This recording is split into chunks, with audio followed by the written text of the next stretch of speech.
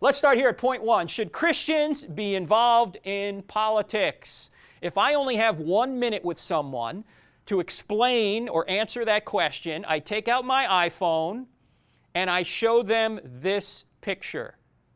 What picture is this? This is the Korean Peninsula. You can see North Korea is here, South Korea is down here. You see Seoul. That, of course, is the capital of South Korea. Now, the Korean Peninsula is predominantly, as you know, made up of Koreans, a homogeneous population. You can see the border between South and North Korea, the well-fortified border, separates the two countries. Now, if you look at South Korea, you see South Korea is filled with light. It's filled with productivity. It's filled with the gospel. It's one of the most Christianized countries in the world. North Korea, on the other hand, is dark. It's a concentration camp. There's essentially one major reason for the difference between South and North Korea. What's the major difference, or the major reason for the difference? Anyone? Freedom in the South and communism in the North. Freedom in the South, communism in the North. You can sum that up in one word. What's the word? Politics. Politics. Why the difference between South and North Korea? The one major reason is politics. You have political freedom and democracy in the South, and you don't have political freedom. You have a dictatorship, a communist dictatorship, essentially a concentration camp in the North. Now, I hear all the time Christians saying, you know, we ought not get involved in politics. You know, we just have to preach the gospel. That's what we need to do. Now, I'm all for preaching the gospel, and I know you guys are for that too, and I know people out there watching are for that too. But if you don't think politics are important, you don't think preaching the gospel is important. Just look at this map. Look at this satellite imagery of the Korean Peninsula at night. Can you preach the gospel in North Korea? No, you can't. If you don't think politics are important, you don't think the gospel is important. Because you can't preach the gospel in North Korea. Why? Because politically they've ruled it out. You can go to some of the countries I've been to. Saudi Arabia, China, Iran.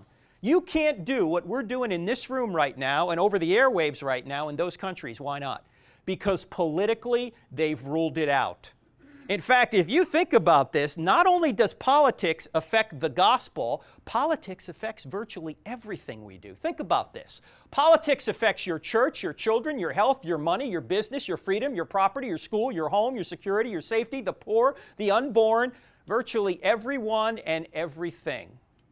The rules that are made in Washington, the rules that are made in your state and local governments affect what we do every day. How many businessmen do we have in here right now? Raise your hand.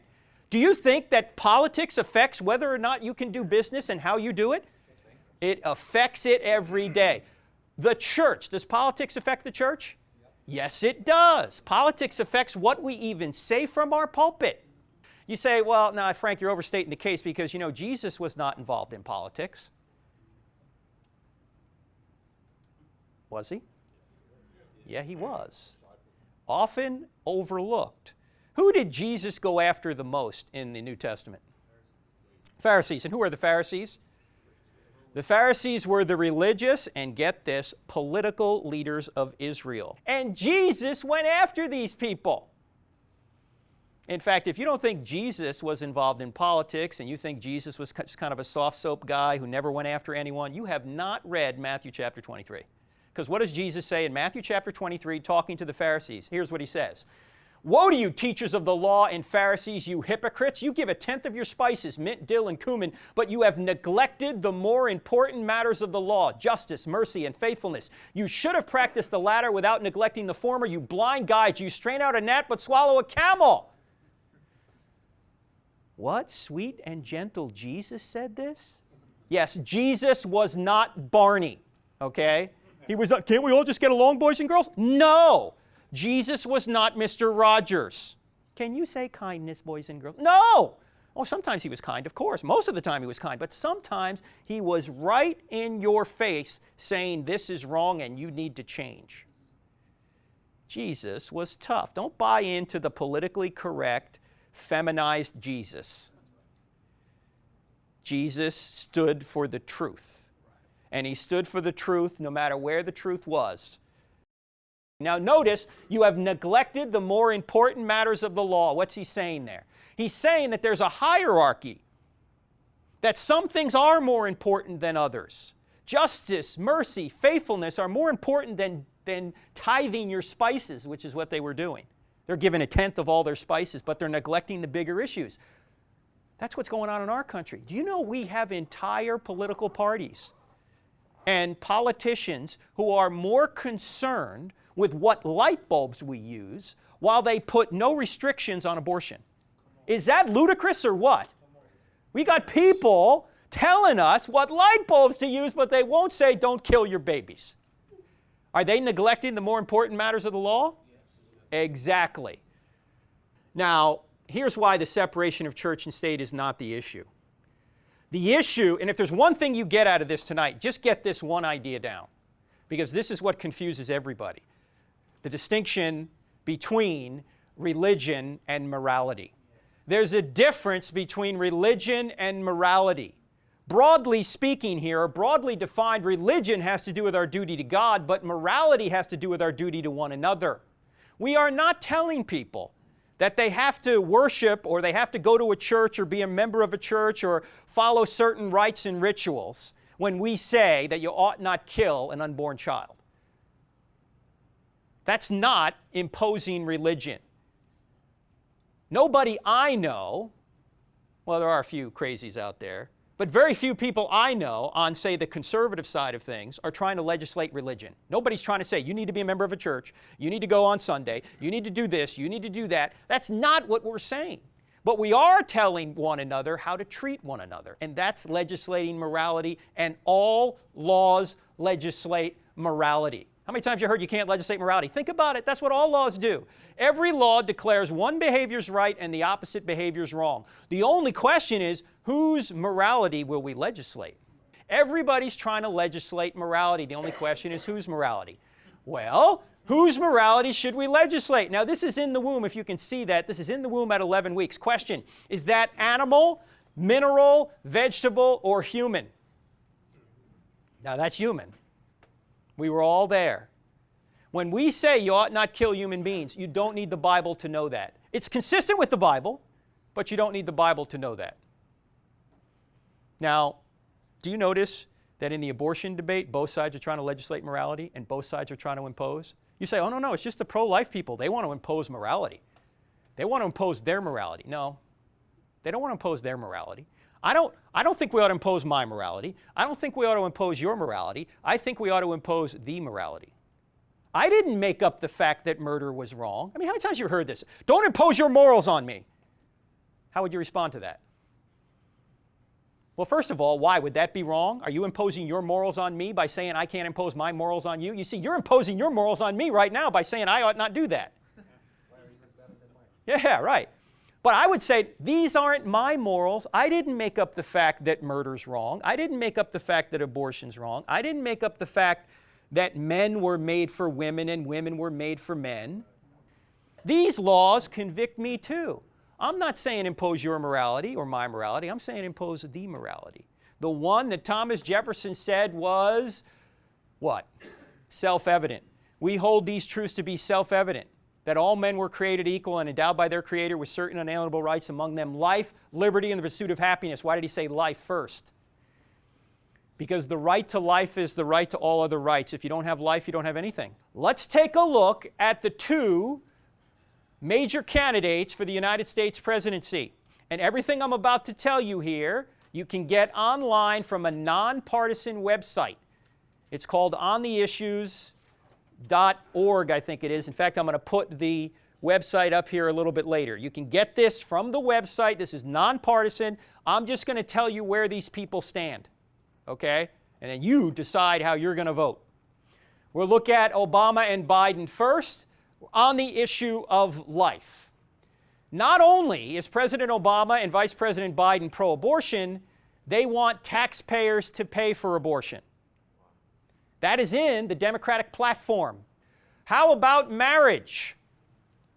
As you know, President Obama came out in May of 2012 and said he's for same-sex marriage. Now, this is genderless marriage. Some of you have a book called Correct, Not Politically Correct, How Same-Sex Marriage Hurts Everyone. I don't have time to get into all the moving parts of this issue, but let me just say this. This is not really same-sex marriage, it's genderless marriage, because people don't understand. Where same-sex marriage is put into place, there are not two kinds of marriage. There's not traditional or natural marriage and same-sex marriage. Marriage as an institution becomes genderless. If you go to Massachusetts now and apply for a marriage license, it doesn't say husband and wife, it says partner A, partner B. So marriage as an institution basically divorces itself from children. It says that marriage is put into place by the government to recognize sexual relationships. Newsflash, that's not why the government recognizes marriage or why the government promotes marriage. The government promotes marriage primarily for the procreation and nurturing of the next generation. It doesn't do it to recognize that two people love one another. In fact, around the world, most marriages are arranged. Have nothing to do with romantic love. It has to do with the perpetuation and stabilization of society. Now, as you can read in the book, by saying that heterosexual and homosexual relationships are the same, what you're saying now is marriage has nothing to do with children, it's just about coupling. When that happens, it leads to all sorts of perverse outcomes. You have people having children but not getting married. And illegitimacy, as you know, is a disaster. Romney, of course, marriage between one man and one woman. He wants a marriage amendment, and he wanted to keep Don't Ask, Don't Tell before it was overturned. I don't know what his position is on it now. Obamacare overrules religious freedom. You've heard the whole controversy about contraception. It's not really a controversy about contraception. It's a controversy about religious freedom. He's saying to religious organizations and religious individuals that we don't care if you have a religious objection to either abortion or to contraception, you have to pay for it. God in Jerusalem, as you know, were booed 3 times at the Democratic National Convention. You can go online and see this if you want. Peter denied Christ 3 times and repented. Okay? Maybe the DNC one day will. And of course, it's for same-sex marriage, which has direct implications on religious freedom, as we'll see here in a minute. Romney, as you know, famously says wants to repeal Obamacare. He's also said that freedom requires religion and religion requires freedom. And we ought to be for that as well as Christians. You can't force anybody to become a Christian. It's a free choice that you need to make. You can't force anybody into heaven against their will. So we ought to be for religious freedom as well. And of course, as I mentioned, he wants a marriage amendment. Your choice is between one of these two candidates. And in my view, politics is always, always, always the choice between the lesser of two evils. If Billy Graham was running against Hitler, it would be the lesser of two evils, because we're all evil. Now, obviously, I'd go with Billy Graham. Okay, don't get me wrong. Okay? But I'm simply saying all of us are flawed, and you're not going to find a perfect candidate anywhere. All right? So here's the key question according to Jesus. What's the key question on how you should decide to vote? How will each candidate govern on the big moral issues, the most important matters of the law? Remember, when he's before the Pharisees, that's what he said. You've neglected the more important matters of the law. What are the more important matters of the law? The big moral issues. We've already been through them. Here they are. And these are the more important matters. Life is the most important matter out there. Marriage, the foundation of civilization, is an important matter, and religious freedom. Now, we could talk about 100 other issues, of course, but look, if you don't have religious freedom, you can't preach the gospel. If you don't have life, you can't do anything. This lady, Kai Feldbaum, lesbian activist, recess appointment by President Obama to the EEOC, put it this way on the inevitable conflict between religious rights and gay rights. She said, I'm having a hard time coming up with any case in which religious liberty should win. There's one train track out there, gentlemen, with 2 trains on it. One train is called gay rights, and the other train is called religious rights or religious liberty. They're heading toward one another. One must give way. This lady in the Obama administration says religious liberty must give way. Now, our country is a mess. Should we blame Caesar? Should we blame Obama? Should we blame Bush? Should we blame Clinton or go further back? Go home and look in the mirror. You know who we ought to be blaming? The church. Because if you don't agree with what these leaders have done, guess who put them there? We did. We put him there. And the church hasn't been the church for the past 100 years. You don't need to convince one liberal out there. You don't need to convince one moderate out there. You just need to convince Christians to be Christians and vote their worldview. If that happens, then you'll be able to save life, marriage, and religious liberty. Let me talk to pastors here for a second, because a lot of pastors are worried about their tax-exempt status, and I all know that. Let me say a couple things about this. First of all, pastors, you can do a lot more from the pulpit than you think you can. Okay? You can even get up and say, I'm voting for candidate X. What you can't say, according to the IRS, is you can't say, I'm voting for candidate X, and as a member or as the pastor of this church, I'm ordering you to vote for candidate X. But the Alliance for Defending Freedom right now has 1,000 pastors in October this year who are going to preach direct political messages to say, vote for this guy, and I'm telling you as the pastor to vote for this guy. And they've done this for the past several years. And why have they done it? Because they want the IRS to take it to court. Because they know the IRS will lose in court. This is a religious freedom issue. Okay? Then why are the pastors so afraid? They're all like scary. Well, the pastors are all afraid for a number of reasons. They're afraid if they go political, if they get political, then they're going to lose some flock. They may lose their tax-exempt status, and they don't want that to happen. Well, let me just talk to pastors here for just a second. Pastors, you are called to be salt and light. You're not called to be tax-exempt. If you're more concerned about money than you are about morality, if you're more concerned about money than you are about the gospel, if you're more concerned about money than the future of civilization, then you ought to just get out of being a pastor. Amen. Now, which kind of country are you helping to create? Are you helping to create a country like North Korea or South Korea? You know, the only worldview which will protect religious liberty for everyone is the Christian worldview. Muslim worldview is not going to do it. Sharia law. Atheistic worldview is not going to do it. Whoever the dictator is, that guy gets to decide. The Hindu worldview is not going to do it. They believe in a caste system. The only worldview that's going to protect religious liberty for everybody, including atheists, including Muslims, including Christians, including Jews, including Hindus, is the Christian worldview. So you ought to be for the Christian worldview, even for your non-Christian friends. Any battle you abandon, you lose by default. Any government you abandon, you lose by default. Any culture you abandon, you lose by default. And we've abandoned them all.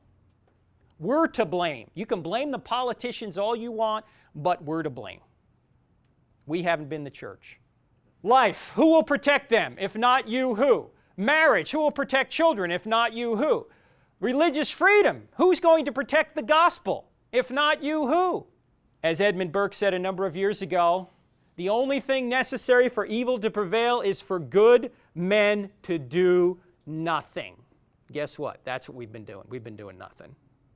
We need to do something, don't we? Are you going to do something?